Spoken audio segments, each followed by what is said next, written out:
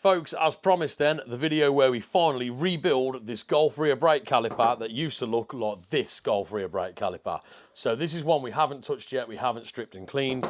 This is one that we have stripped and we've cleaned all the internals out. I'm going to show you exactly how to rebuild it now. As I showed you on the previous one how to strip it, we'll go through the whole process of how to rebuild it, install new seals, grease up the handbrake mechanism and get this back on the car and rolling. Stuff we're going to need for this job then. You'll see now I've got laid out in front of me essentially most of my refurb kit. So I bought a two-sided refurb kit which comes with new inner seal, new rear seal, then you get the piston seal itself. You also get a seal for the slider on the carrier. Now you get a new piston also and then a bleed screw cover as well. So this is from Big Red. I got this through eBay, just a great kit and it did both sides and it was really, really cheap.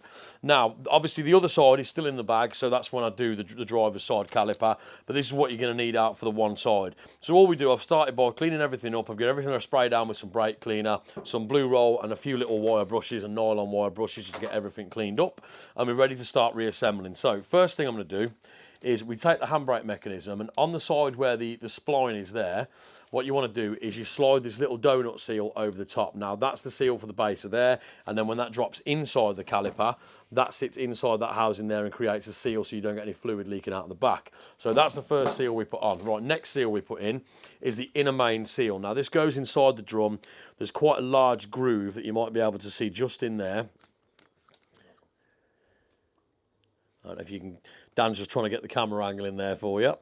So there's an upper groove where the piston seal sits, and anyway, you'll know when you come to it either way because it's the lower of the front grooves here. So what we're going to do is take a little bit of fresh brake fluid. I like to do this when putting the seals in, for the simple fact that actually you kind of help the seal find its way in, and also it creates a bit of a better seal on it. You don't need much, just enough just to wipe over the seal when you put it in. It just helps it settle into place nicely. So we just give that a wipe over. Now we're going to work that seal in, and I'll show you once it's in the groove that it actually sits in. So there we go. You just start to get it established. As always, anything like this with brake calipers, it is a bit fiddly. You just got to have a little bit of patience and persevere with it, but you will get there in the end.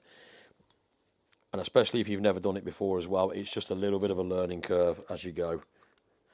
Right, so then what you want to do, the seal will go in a little bit lopsided, so just make sure you run a finger or thumb round it to level it off, and you can see where that one sits now. And that's the inner main seal that when the piston is moving up and down, that stops the fluid coming out past the piston and enables it to stay in there and keep the piston pushing up and retracting back when needed without the fluid coming out. And then obviously the piston seal then goes in the front like that, but we'll get to that shortly. So again, what I'll do is I'll just take a bit more brake fluid then, and I'll just rub it round the outer face of that seal so that when we do slide the piston in, it's not binding up against it or causing it to pull out of the housing or anything like that. I like to just keep a bit of blue roll handy as well because it helps you just wipe off your gloves and you're not getting brake fluid absolutely everywhere. So next seal I'm putting in is going to be this one at the back, and on this particular caliper from a Golf, it goes in that way, so you'll see it has like the taper facing outwards. And so when that's all cleaned up, this one you don't need to worry about putting the brake fluid on this one. You just squeeze this into place. It fits quite tightly in the housing, and if you look on the seal here, you'll see it's got some ridges, so it just helps it to grip in there. So this can be a bit funny, so the angle might not be great on this one, so I'm just going to push this one in and get it seated home nicely.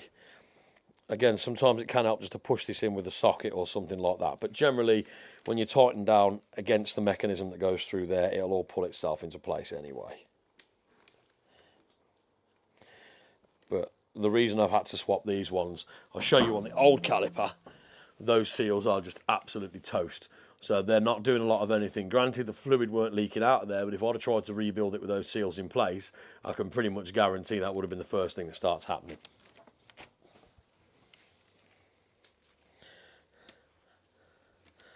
So that one is now pressed into place. It's quite a quick process actually to rebuild these calipers. It's not a terribly bad job or a terribly long-winded job, especially if you've only just stripped it. If you've only just stripped it as well, you're going to remember where everything goes back together. And I would advise, try to do this within quite quick succession. Don't strip it and then wait weeks and weeks like I have. I can only do that because I generally know what I'm doing, but if you're someone who's learning it for the first time and you do that, there's a solid chance you're going to start forgetting where things go and you're going to have a nightmare putting them back together. Okay, so once that seal's in then, we're dropping the handbrake mechanism in. Now you'll see there's a hole in that plate, and down inside the caliper there, you'll see there's a little notch. There's like a little nodule sticking out, and what you have to make sure is when you drop this in, and you'll feel it drop onto that nodule, no problem. You have to wiggle it past the inner main seal, and then you'll just turn it around until it finds that little extrusion. There we go, and then it'll lock on then, and you won't be able to turn it. So that's exactly what you're looking for. Now, when that's in, it's time for the circlip. So I'm going to go get my circlip pliers, and I'll show you how to put this in.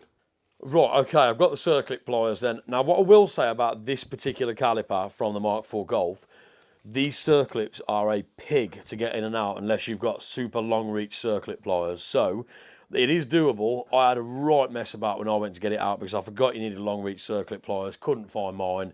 Anyway, that's by the by. I managed to get it out, but putting it back in, you can just position everything differently. So it's probably going to take me a little bit of fiddling and a bit of jiggery pokery here, but we will get it down there and we will make sure it gets into the housing. Now, that's down about as far as I can get it. The beauty of, obviously, with the circlip is you can get it down, remove the pliers, and then you can actually tap it home the rest of the way. So it's not quite there. So what we're going to do now is I'm just going to send like a plastic tool down there or a very small flat blade, and we'll just drop it down into place. So I'll just go grab that and we'll have that housed in nicely. Okay, circlip is established. That's all nice and solid. I've just put the handbrake arm on, give it a quick twist to make sure it's all moving without falling out. You can have a little bit of play there because there's a bit of movement between that and the circlip, but once it's all locked together on the car, that goes away. Right, next thing we do then, we're going to have to put the seal on the piston and then insert that and then get the seal to house properly. So, which way around the seal goes is where you've got these ridges that'll face outwards like so, and you'll see on the inside of the seal is the notch there for clipping into the actual groove that sits there for the seal. So what we'll do, again, a little dab of brake fluid around it just to help it seat and help it get where it needs to go. So nothing major, just a little bit round the inside. Yeah, done, lube it up indeed. Right, okay. Well, I didn't know that. I just thought our viewers might be thinking, who's that guy talking about lubing it up in the background? Right. So as you'll see, there's a ridge, like a notch there on the top of the piston, which holds that part of the seal, and once it's on, it'll look like that. Now, this is where we want to also get some brake fluid on the piston itself, because you want that to be able to not drag on that inner main seal that you put in earlier. And again, you don't just go crazy. You don't need to absolutely bathe it in it, but you want a nice even coating all the way over. There we go. Clean up as we go.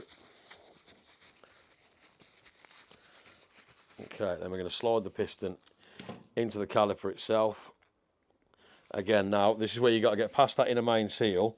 So you've just got to make sure you don't knock it out of alignment or anything like that. It takes a little bit of jiggery pokery and a bit of wiggling to get it in. It can be a bit finicky, but you'll know when it gets past there and the seal's intact. It just takes a little bit of lining up to get it to where you want it to go.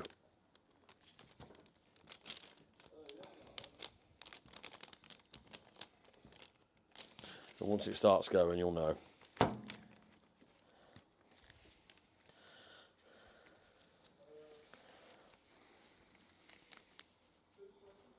There we are, I've got that established on the... Oh, appears we have a ghost.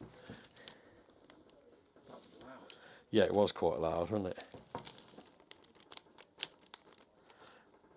Okay, there we go. Now, if this is tight, it's a good thing because it shows that that seal is working brilliantly inside. And a lot of the time as well, what you can do in order to get that down is you can put the brake rewind tool on there and just wind it gently whilst turning it, and that will also work and push it back in. Sorry, I'm just going to cover that with blue roll because the brake fluid is very slippery. I'm just going to try and get that established. Right, there we go. So we know now, when you can look down there, you can see it's in the housing. We know it hasn't pushed the seal out because I haven't felt it roll out and the piston's still moving. So what I'm going to do is get the brake rewind tool and just gently turn it so it'll turn against that seal rather than pushing against it, and it should help it slip by nicely.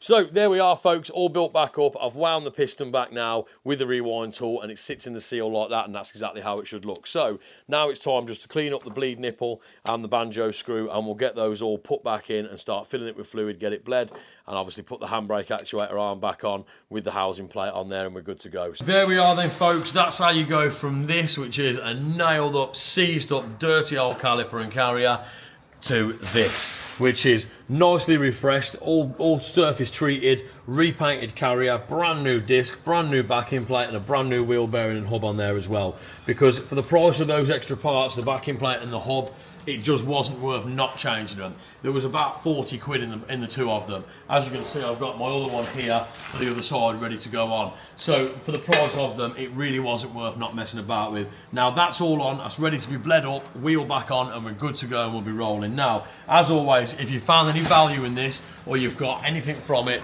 please subscribe to our channel, because we are trying to bring you some fantastic content going forwards, and we can only do that with your support. So drop us that subscribe, comment on this video and like, and be sure to go over and check us out on our other social media accounts like TikTok and Facebook as well. But until the next one, we'll see you soon.